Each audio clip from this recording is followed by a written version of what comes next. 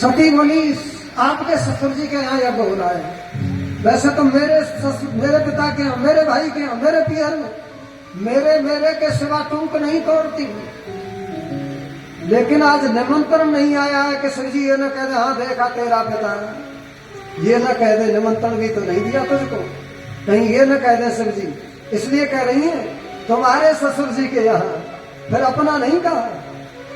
बोले महाराज आपके ससुर जी के यहाँ यज्ञ हो रहा है और महाराज आपकी दया होए तो आप मुझको यज्ञ में ले चलो। और निमंत्रण आता तो ऐसे थोड़े ही कहती, फिर क्या कहती पता है? बोले मेरे पिता के यहाँ यज्ञ हो रहा है, चलना ना का, जल्दी तैयार रह जाओ है? लेकिन आज उल्टा कह रही है मुझे यज्ञ में ले चलो। शिव जी बोले देवी क्या निमंत्रण आया है क्या? तो सती कहने लगी क्या बताऊं महाराज, चिट्ठी पत्री तो जरूर आई होगी, पर आप पहाड़ों के बीच में रहते हो सकता है चिट्ठी लाने वाला रास्ता ही भूल गया हो। शिव जी बोले देवी सच बताऊं, तुम्हारे पिता मुझसे बैर मानते हैं, इसलिए बैर के कारण हमें निमंत्रण नहीं भेजा है। और सुनो, उस बैर के कारण निमंत्रण नहीं भेजा है ये तो बात ठीक है, पर मेरे बैर के कारण तुमको भी भुला दिया है।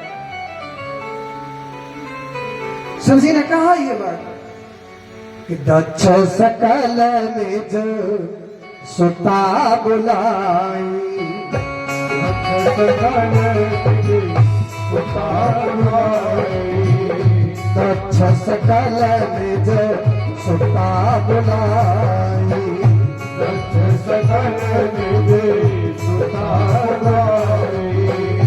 दक्ष सकल निज सुता बुलाई, हमारे भयरो तुम्हां बिसराई, हमारे भयरो तुम्हां बिसराई, हमारे भयरो तुम्हां बिसराई। शिव जी कहने लगे देवी दक्ष ने और तुम्हारी बहनों को बुलाया है, पर मेरे बैर के कारण तुम्हें भुला दिया है, और तुम देखो बिना बुलाए जाओगी तो ये अच्छा नहीं होगा। कहने लगे शिव जी अरे एरी पी हर जावे को ठान रही है चौठान, हरी मान जा मत कर मन मान, एरी हर जावे को ठान रही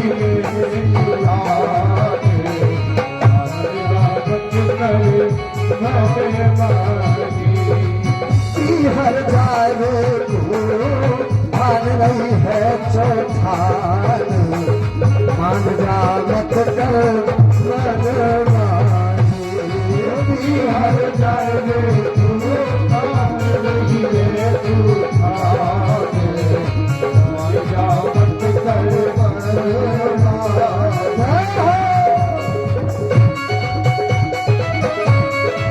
मत कर मन मानी।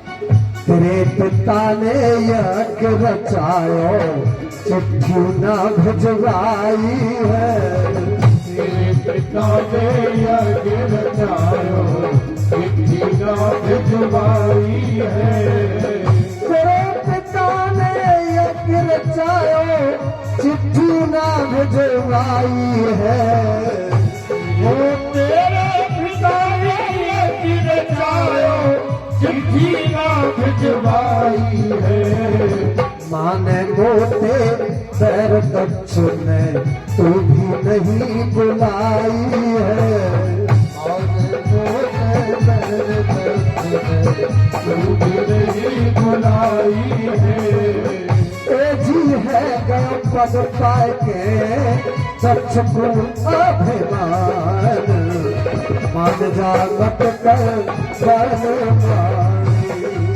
प्यार प्यार तो मान रही है सोतानी मान जा मत कर बनवानी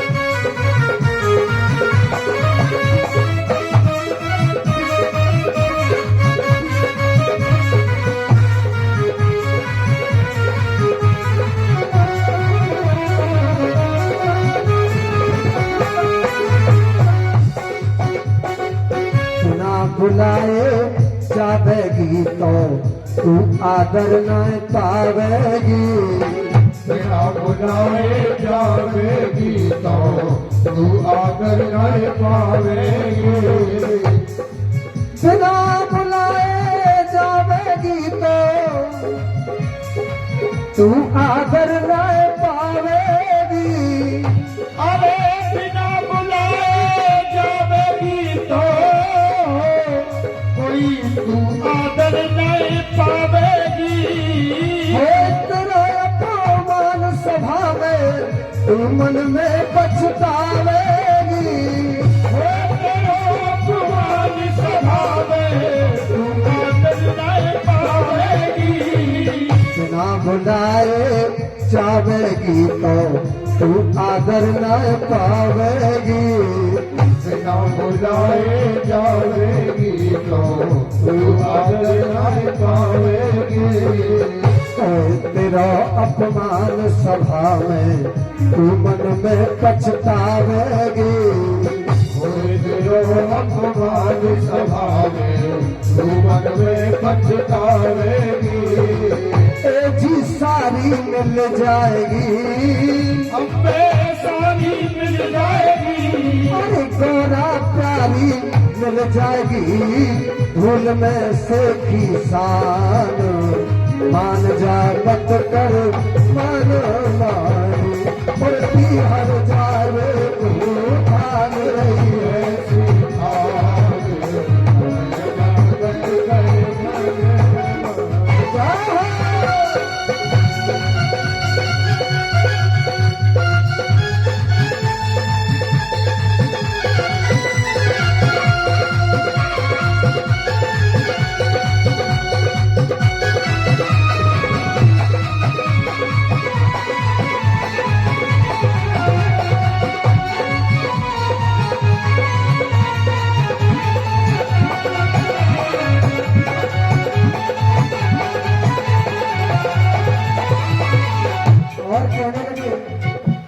हे देवी तू बिना बुलाए जाएगी तो सुन सगे संबंधी सब सोचेंगे बिना बुलाए आई है सभी संबंधी सोचेंगे बिना बुलाए आई है ताना फूसी करे सभी तेरी होगी लोग हंसाई है ताना फूसी करे सभी तेरी होगी लोग हंसाई है सगे संबंधी सब सोचेंगे बिना बुलाए आई है काना फूसी करे सभी तेरी होगी लोग हंसाई है काना फूसी करे सभी तेरी होगी लोग हंसाई है इसलिए ए जीता ना हो करके दादा हो करके सती जीता ना हो करके बने मत तू नादान मान जा मत कर मान मान अरे पियार जावे तू ठान रही है आज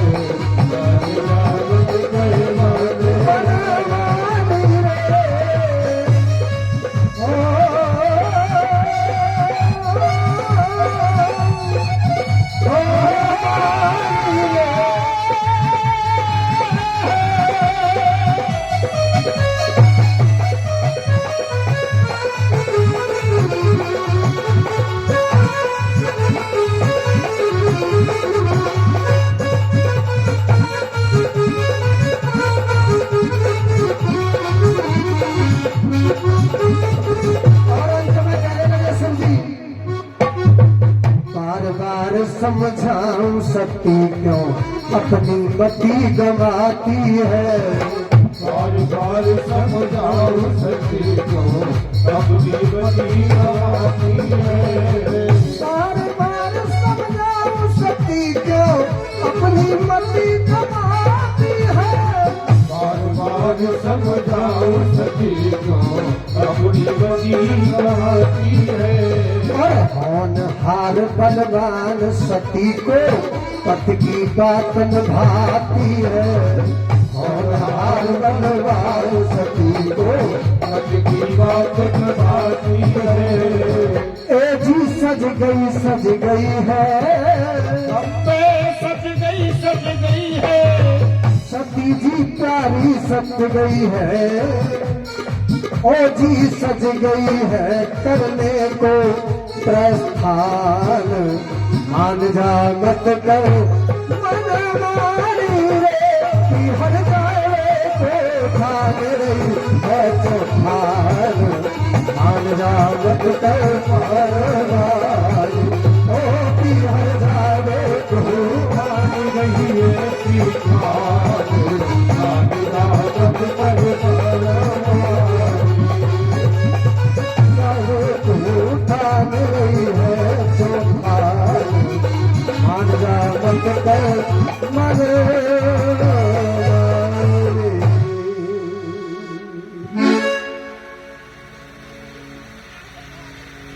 दक्ष सकल निज सत्ता बुलाए। हमारे भय तुम्हां बिसराई। इसलिए देवी बिना बुलाए किसी के यहाँ नहीं जाना चाहिए। बिना बुलाए अगर जाओगी तुम्हारा सम्मान नहीं होगा और तुम माननी हो।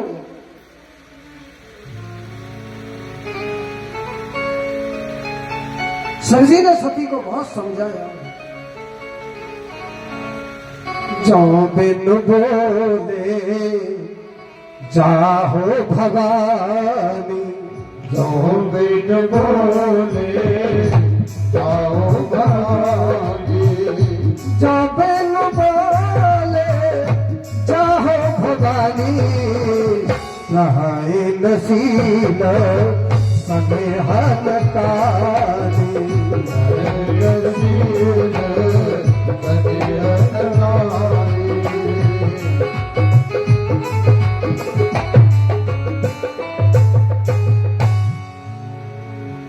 अगर बिना बुलाए जाओगी तो कोई स्नेह नहीं मिलेगा, प्यार नहीं मिलेगा, कोई आदर नहीं करेगा। इसलिए प्यारी सती तुम जाने का विचार ही छोड़ दो। शिव जी ने बहुत समझाई पर मानी नहीं।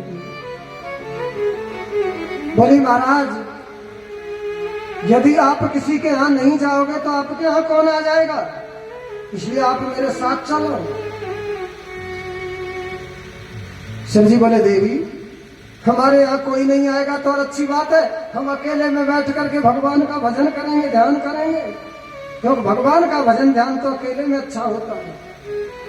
हमारे यहाँ कोई नहीं आएगा तो अच्छी बात है। इसलिए मैं तो अकेले में ही रहता हूँ, शमशान का वासी हूँ। वहां कोई आना ही नहीं चाहता, वहां रहता हूँ। बोली महाराज एक बात बताऊं। बोले हाँ कहो। कि स्वामी तुम कहते हो निमंत्रण नहीं आया है और बिना बुलाए नहीं जाएंगे। तो महाराज एक बात बताऊं, आपको पता नहीं है कि कन्या को, किसी स्त्री को अपने मायके जाने में कितनी बड़ी खुशी होती है। आपको नहीं पता महाराज। हाँ आपको पता तब चलेगा जब आप स्त्री हो जाए और आपका विवाह हो जाए, फिर आपके पियर में कोई कार्य हो, तब आपको पता चलेगा। शिव जी सोचने लगे कि ये मानेगी नहीं। बार बार समझाने के बाद नहीं मानी। शिव ने सती के साथ 4 गण दिए और सती को पिता के यज्ञ में विदा कर दिया जाने के लिए। सती ने देखा 4 गण दिए हैं तो 4 गणों के साथ सती चली गई, पिता के यज्ञ में पहुंची। सती ने देखा सभी देवताओं का भाग बना हुआ, सिंहासन सजे हुए, सभी देवतागण अपने अपने सिंहासनों पर बैठे, पर वहां 2 सिंहासन खाली पड़े थे। बोर्ड लगा हुआ था विष्णु जी महाराज, दूसरे पर ब्रह्मा जी, शिव जी का स्थान ही नहीं। अपने पति का कोई स्थान नहीं देखा। अपना अपमान तो सती ने सहन किया, किसी ने सम्मान नहीं किया। ऐसे लिखा है कि सादर भले मिली एक माता, भगनी मिली बहुत मुस्काता। केवल माता ने जरूर सम्मान किया था सती का, क्योंकि माता की तो ममता ही निराली होती है? माँ का प्यार दुलार निराला होता है। लेकिन सती की जो और बहनें आई थी, वो तो उनकी हंसी करने लगी। कड़ी बहन अकेली कैसी आई हो? क्या भोला नहीं आया क्या तुम्हारा पति?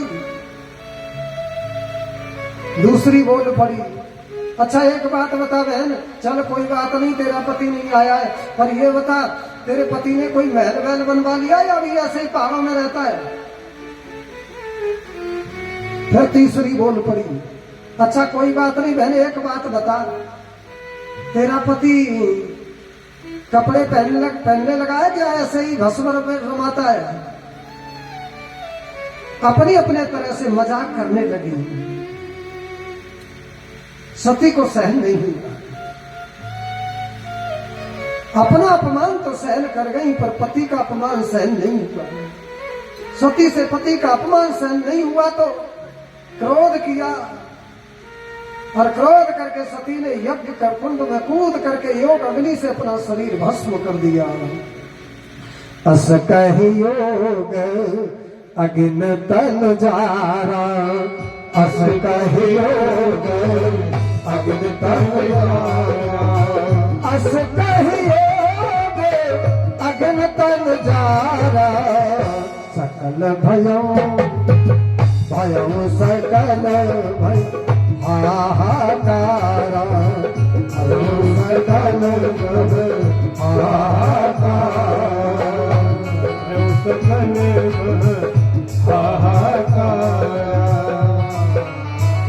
असकल योग अग्नि तल जारा, भयो सकल मख हाहाकारा। सारे यज्ञ स्थल में हाहाकार मच गया। और जब सती भस्म हो गई तो नारद जी ने जाकर के शिव जी को कैलाश पर यह बात बताई सती के मरने की, कि महाराज आप बेघर हो गए, अकेले हो गए।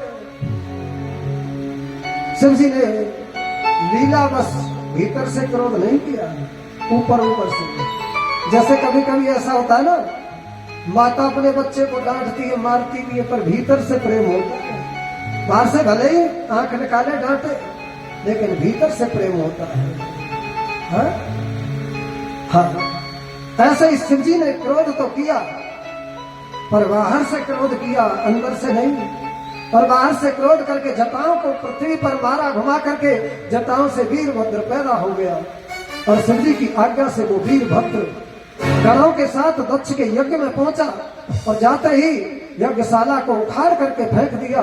भूत पिशाच सबको आज्ञा दी, वो सभी को पीटने लगे।